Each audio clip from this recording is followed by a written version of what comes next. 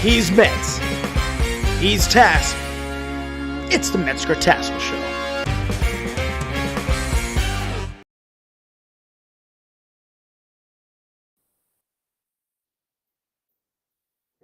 How we doing?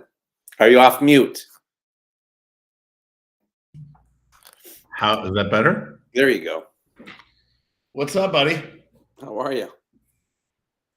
I'm good. Was that? I'm gonna flex my tricep and grab my wallet there. Yeah, nice. That's just getting comfortable, is what that is. So it's December already. The end of the year is upon us, and we're ready to have the best financial month ever, aren't we, Tass? December's always a great month to look forward to. It's always a good revenue month. Some will tell you that. Some will argue and say they're just cash everybody out, or that's contract value. You know, all the haters. Yeah, well, you know what's funny, Tass? The industry's never been more fragmented than it is today. Good segue, Metz. That's a good segue. Thank you. Thank you so much. Hold It on. seems that way, doesn't it? Perry's going to share this to the 55 sites. Have you seen that? He's working on it. Just let people tune in. Hey, say hello if you're tuning in, everybody. Let me do what everyone does. Where are you from? Drop in the comments. Name, Mr. McGraw. Oh, congratulations. Checking in from his newest location. Nice. Hey. Very good. All right, good. Very good. Anybody else? Mr. Hello, Olson. Anyway, yeah, so December, huge month, awesome way to end the year. There's a couple things that, we will, very quickly, we'll just tell everybody that, December is the biggest revenue month. It's the cleanup month. It's the focus on retaining your students month by planning out your January. And it's also about getting your holiday enrollments in order. So, hello, High Springs, Choi, Kwang Do, High Springs, Florida. High Springs, Florida. I don't know where High Springs, Florida is. Do you know where High Springs, Florida is? I know it's not. It's not low. No, it's not low. Yeah, I knew that was coming. Oh, man. I missed you guys. More tasks than Metz, but not by much. How are you, Mr. Weaver? I get it. Long Island, New York. All right. Good. So, hey, listen, first of all, we should pre-frame this with every show. And that is, if you guys have any specific questions, throw them out there. But today's topic, as things come up every week and generates thoughts for a topic. Oh, Mr. Taylor. We're talking about how our industry is more fragmented today than ever. And Gainesville. Gotcha. Gainesville. I think it's more fragmented today than ever or it may seem that way because of social media. Right. And it's more transparent of what people do and people's opinions. And so it just seems fragmented. But what I mean by fragmented is because it's so open and it's out there. I started training in martial arts in the early 80s, I guess. And it really wasn't fragmented. It seemed like back then, and again, maybe it's because we just didn't know, but I think it's probably accurate, that most martial arts schools were the same as far as how they ran, very traditional, I think a little hardcore, more adults back in the early 80s. I'm talking 82, 83, right?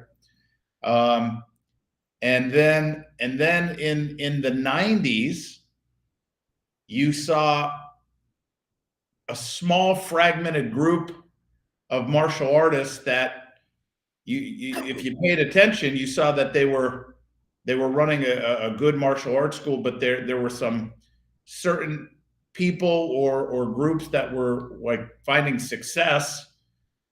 And in the 90s, I think some of that success was modeled off of like the health club industry a little bit, Mhm. with contracts and, getting members in and, keeping members through contracts and starting to generate some real dollars. Go ahead, Tass. Even like the traffic stats, right? Those types of things. I think a lot of that came from health club The industry. health club industry, Yep. right? Yep. And then as we started going into the 2000s, and then as we got into the social media age, which is where we're at, here's where the fragmented is. Because everything's transparent, people this is a hard pill to swallow. Let's try to put it this way.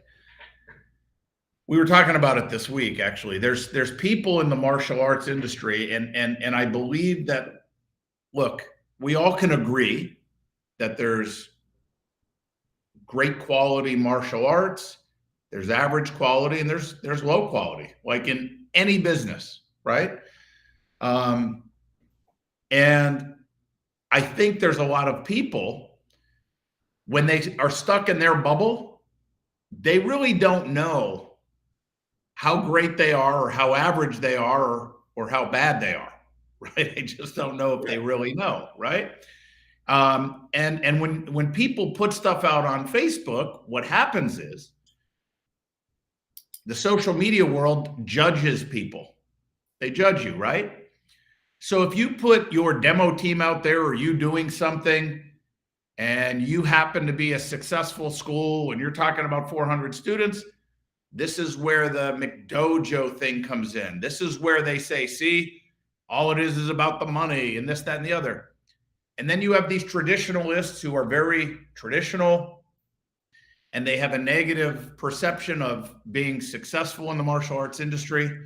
And they feel, yeah, you can't do that and keep your tradition. So there's a fragment there. And then you have people that they want to try to keep both. But there's an evolution. The world is not the same today.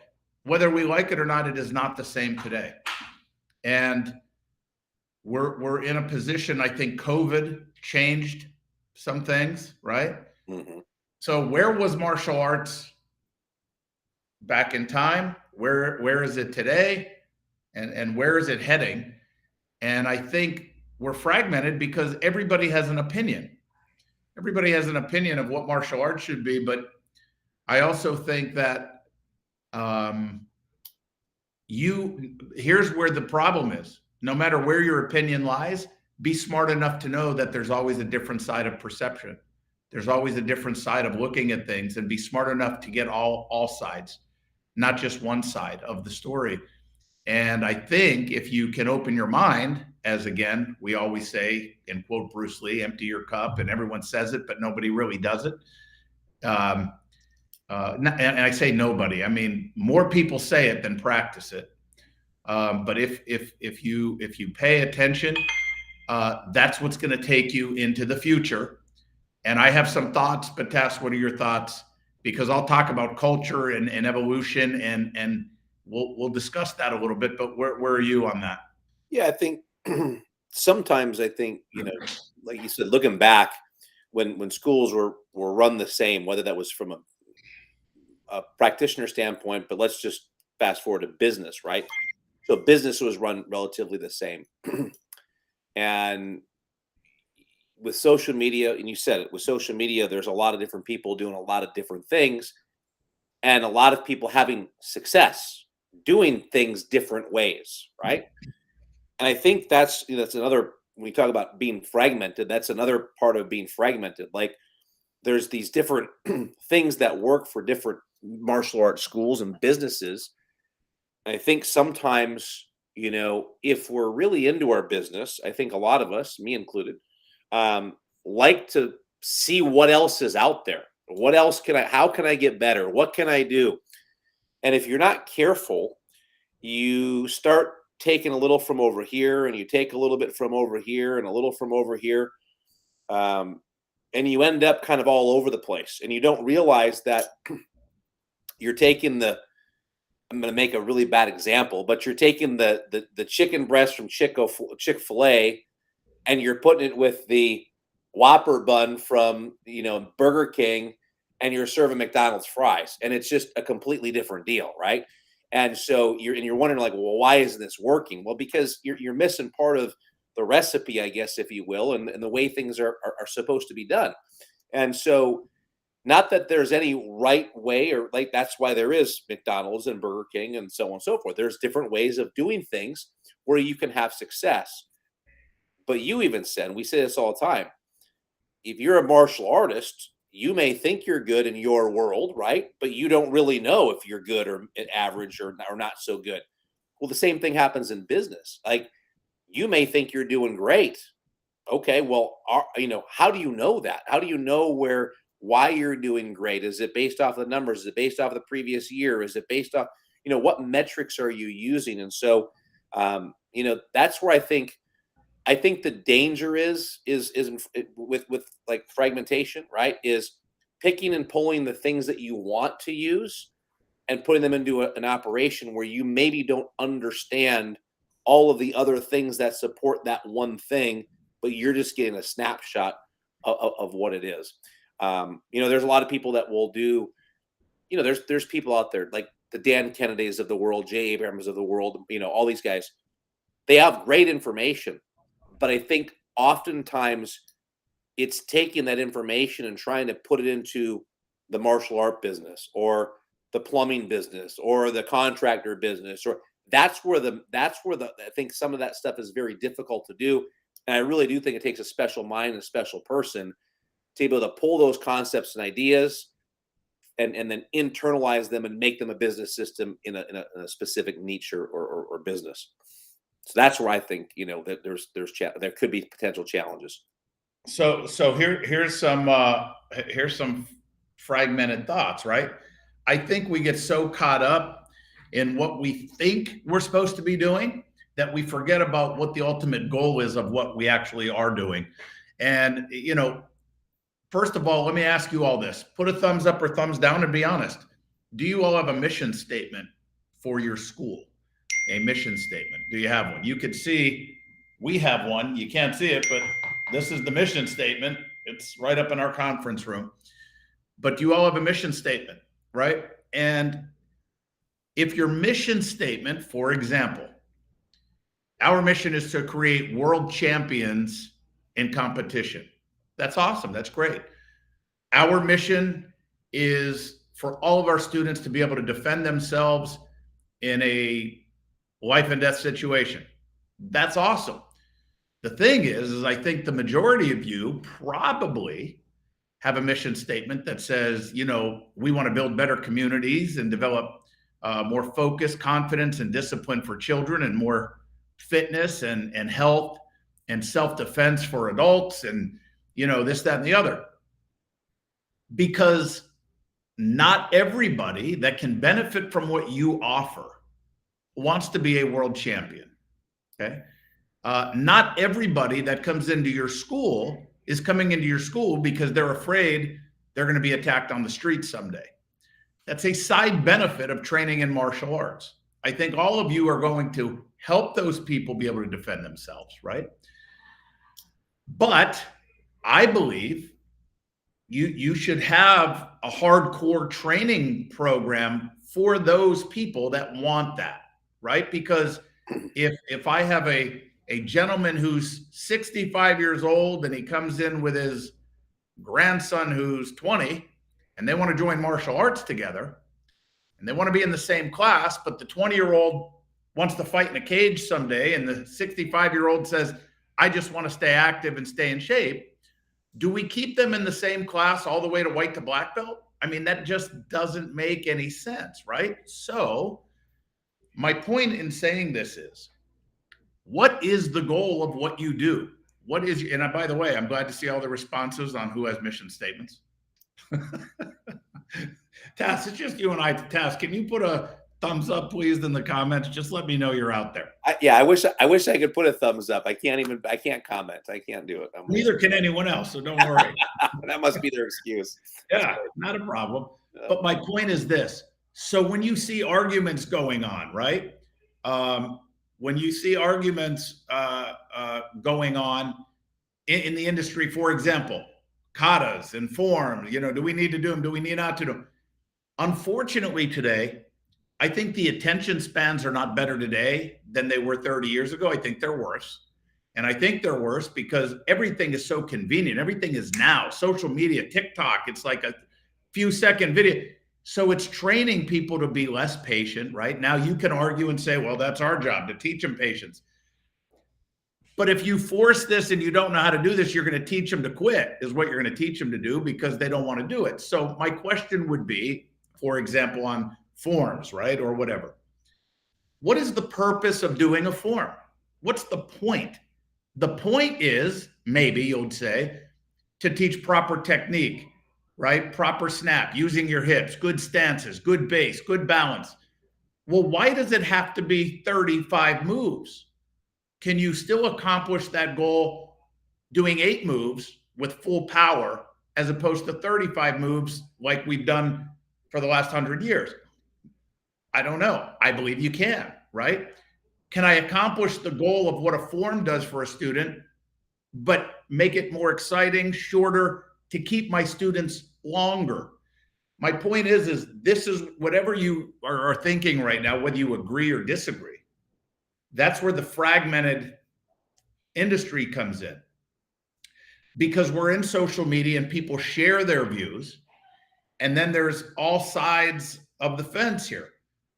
But instead of arguing for the sake of arguing, and you got to stay with culture and this, that, and the other, well, you understand that if we really stayed with the origins of martial arts, none of you are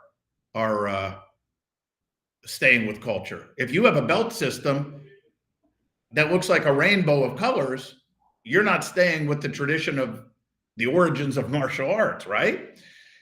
So at what point do you take that step to evolve? Somebody eventually evolved and said, you know what, I want to add in these colors of belts. They took a step because they knew that to keep students training longer, we have to have a reward system and a tracking system to show people that they are progressing, as opposed to just wearing some kind of outfit with a belt to keep it closed, where it eventually, from all the years of training, gets dirty, turns black, and that person must have been training for a long time.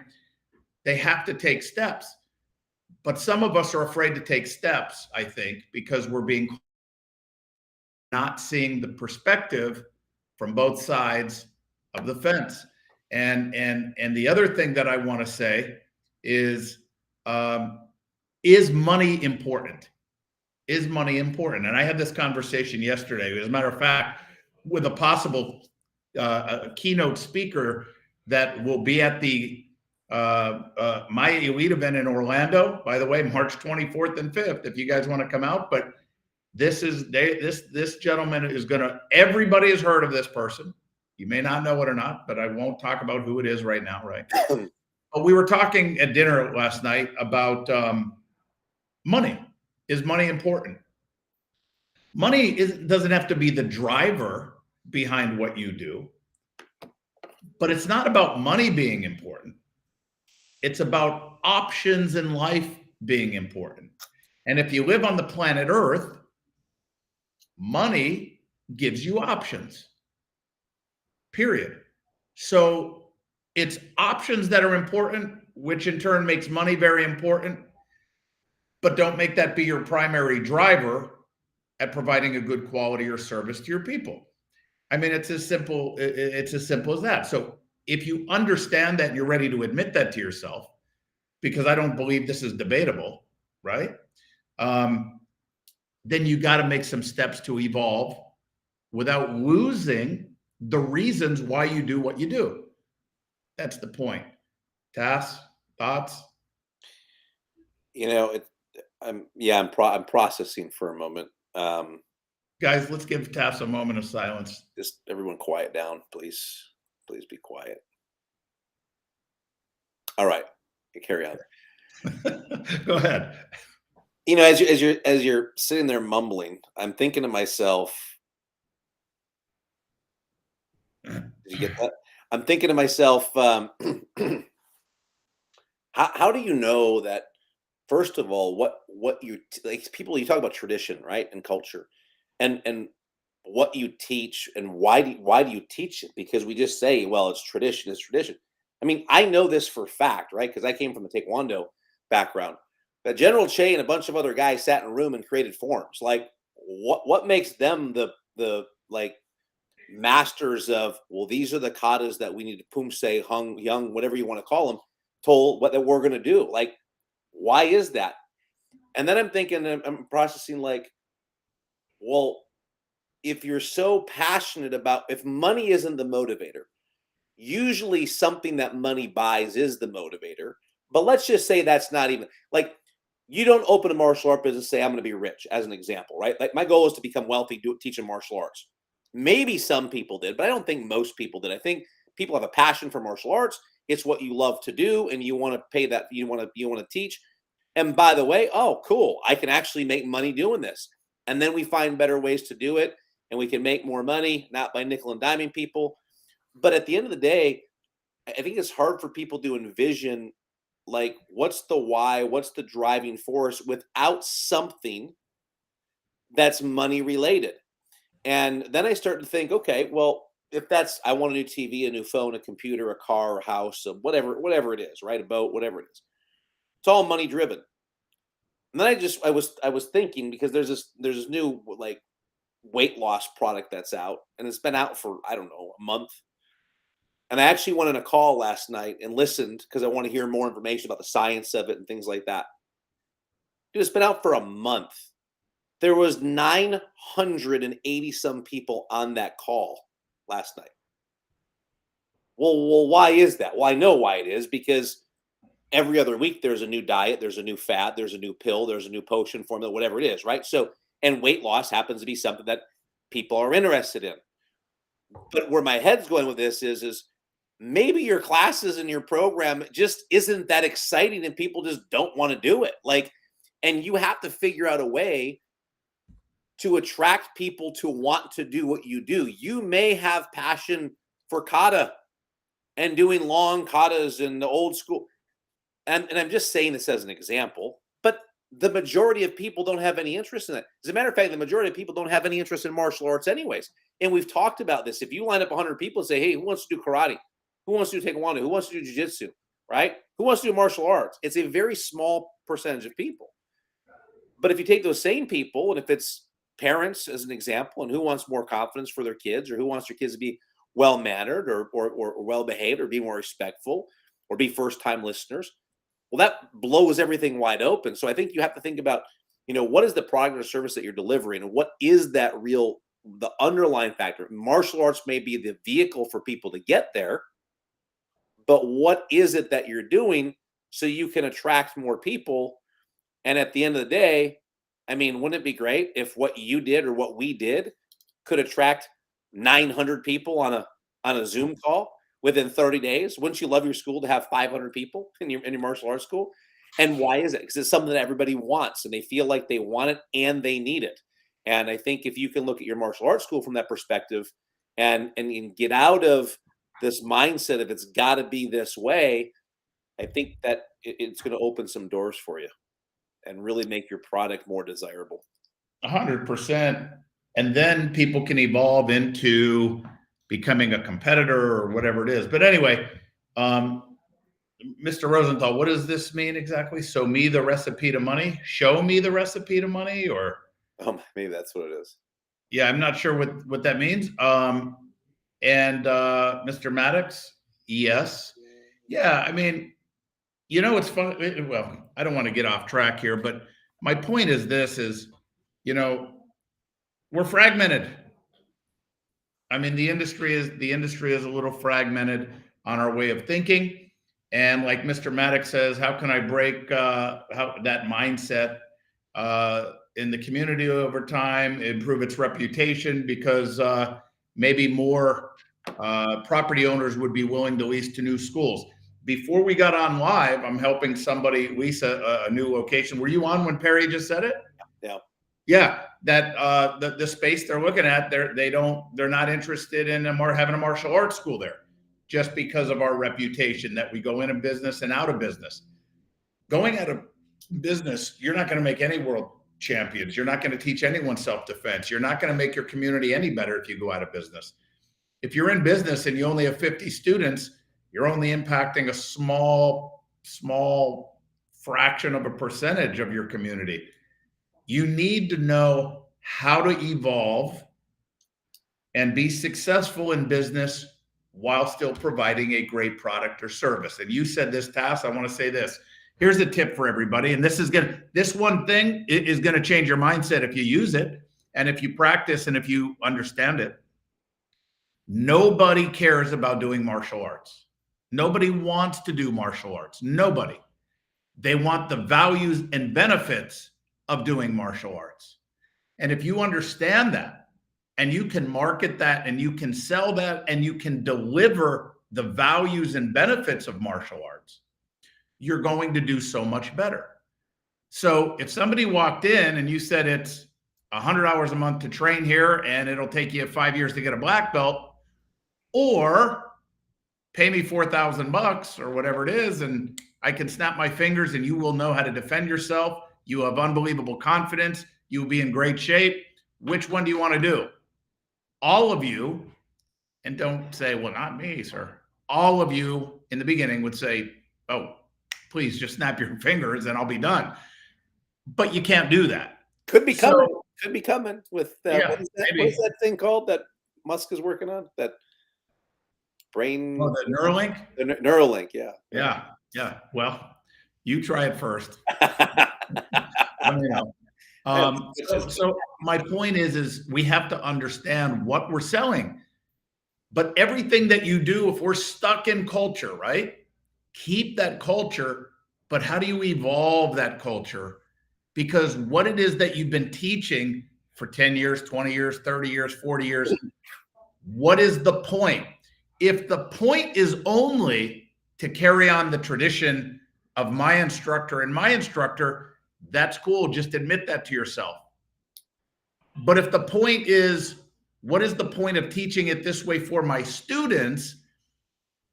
Can we evolve that curriculum, make it better to accomplish the same goal that it was doing, but just in a format to retain students longer, to be more attractive to more people in the community so we can change more lives? I mean, that's for you to decide, but you can't just say things just to say things and not realize that you're just fighting to fight or you're just disagreeing to disagree. And, I'm going to say this. I think this is inspirational. When I talk about money and options, if you can provide a good service and help more people in the community, but you're making money and you could pay your black belts now, or giving them a real opportunity in a career, give money to your church, give more money to charity, get your car fixed, give your kid an opportunity to go to the best college in the country. Those are options, right? You have options. We have a client, I mean, this is inspiring to me, who's one of the best martial artists. I won't even say the style, just in case people might know who I'm talking about, right? I've been working with him for 12 years. Phenomenal martial artist, phenomenal students, very traditional feel in the school, but he's evolved to where he's on track to do $2 million in his one location. No after school programs, no summer camps, $2 million one location. That's the American dream, I think, right? Because he's able to do things in his community, give back, provide careers and great careers, futures for his team and his people and his family and everything else. I would love to see our industry as a whole professionalize, but we can't do that unless you open up your minds and just look at everything from all sides instead of, and I'm talking to you as the industry, bashing somebody when you get a snippet of something on social media, somebody says something and we just want to bash them. We see something and we think, man, you're a horrible martial artist. Like you're seeing one thing, you're seeing a snippet of something, and I just don't understand the industry. I don't understand our industry with what we do. when people are using very foul language. I don't understand that. I think we're fragmented. I think there's a way to conduct ourselves as martial artists, and I just don't understand that direction that we're going with some stuff on social media. I just don't understand it, and I think we need to step up as an industry here and pay attention and really decide, how do we want to be perceived to the rest of the world as an industry. That's it. And it's not the art that you teach, I mean, I'm just going to call that out, right? I think I dropped Dan Kennedy's name earlier, and one of the questions he would always ask is, well, what business are you in? And people say, oh, I'm in the plumbing business, I'm in this business, I'm in the martial art business. Well, no, you're in the business of marketing and selling martial art lessons is the business you're in, right? So then the question is, well, how do you market and sell martial art lessons?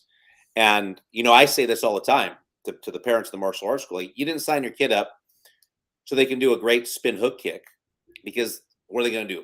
Put that on their resume, on their college resume? I can do a great spin hook kick. But when they can look at somebody in the eyes, shake their hand with confidence, where it's not soft and squishy, right? It's a good, solid handshake. When they can pay attention in a conversation, they're first-time listeners. They do all those things that you would hope that your child grows into. That's what we do as a martial arts school. We're there to help and support and be part of the community, right? When we talk about it takes a village, that's what we're there to do. We're there to instill those same values within your children. By the way, that's for us in our kids program, right? Our adult program, I think most adult programs, is to develop self-confidence through teaching, a lot of times, self-discipline and or physical fitness. But if you know how to defend yourself and you're in great shape, your confidence level will be through the roof. And that's what most adults are coming for. They're not coming because it's Krav Maga or because it's kickboxing or Muay Thai or BJJ. Those are maybe the attractions and what they've seen, and they've got inspired to come. But ultimately, what is the reason why they're there? And I think that's where everybody.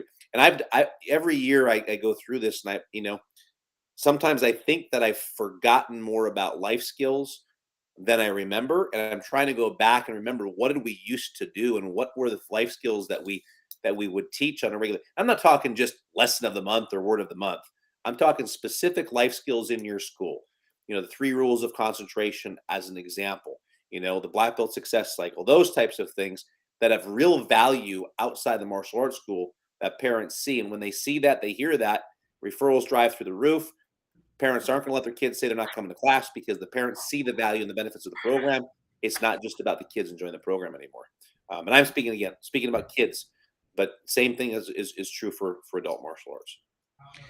Yeah, well, look, at the end of the day, it's time to come together more as an industry here, guys, and understand that everybody's different, but we are all in the same industry, and your only focus and goal should be to elevate the industry. By the way, that's how Maya was born. Century Martial Arts, the product company, as you all know, is the parent company of Maya. When they wanted to start this, they said, we want to raise the tide for all the boats to come up along with it, being the martial arts schools. We want our industry to be better. And I think more of us are doing better, but I don't want to just look at that from a financial perspective. I think more of us are better because I think it seems like everybody out there is a consultant now. And I do believe, for the most part, the majority of those groups are out there to help the school owners, right? But it's still a fragment. As an industry, we're still behind. And we got to do better. You got to invest in yourself. I tell people to go out there, check out everything, because there's groups out there, there's people out there that can motivate you, inspire you, and help you. One of the things that we are doing, at our events is we have 3 tracks. We have an educational track, a motivational mindset track, and a training track, right? And that's what we're going to be doing in March for people to come, because you need to know what to do and how to do it. And by the way, it's not about telling you what to do and how to do it. what it's doing is giving you a perspective from the other side of the fence. So you're going to see that. And if it makes sense to you and you understand it in context, and we give you the reasons why, we always give you the whys, that's going to elevate your school potentially. If nothing else, it's going to make you think. Then there's the motivational track where you need to be motivated, inspired, believe in yourself, know you can do this, right? So you need that. That without the know-how and the what to do and how to do it, it doesn't do anything. And then there's the training track, because at the end of the day, we're all martial artists and we all got into this because we love training, I would assume. And so we have a training track so you can go back and implement some new techniques and strategies on your floor, regardless of style, that can bring some excitement to your students and something new. Because at the end of the day, the longer you can keep a student, the bigger impact you're going to make. And as we always say, even fun gets boring. So if you have the best curriculum in the world, but you don't update it, eventually it can get old and stale. Your delivery can get old and stale. We got to evolve, right? Because we're not here just seeing our customers for a week and we're done. We're seeing our customers week after week after week for years and years and years and years. And we got to keep it fun and exciting and fresh for them. That's exactly right. Couldn't agree more, which is why you always got to stay on top of your game and educate. And there's a lot of ways to do that. And whether it's plugging into Tony Robbins, and if that's your thing, awesome. There's things outside the business of martial arts, which are great. I just find that sometimes that's much harder to figure out how to take that round peg or square peg and put it in a round hole, right? As opposed to dealing with people that are in the industry, that have been around the industry for a long time. And then you got to find somebody or some company that resonates with you, and just be sure to ask a lot of questions. And that's the advice we always give, right? Ask questions. Hey, so listen, everyone, I hope you had a great holiday, great Thanksgiving. Next week, I'm excited about the topic next week, and it's women in the martial arts industry.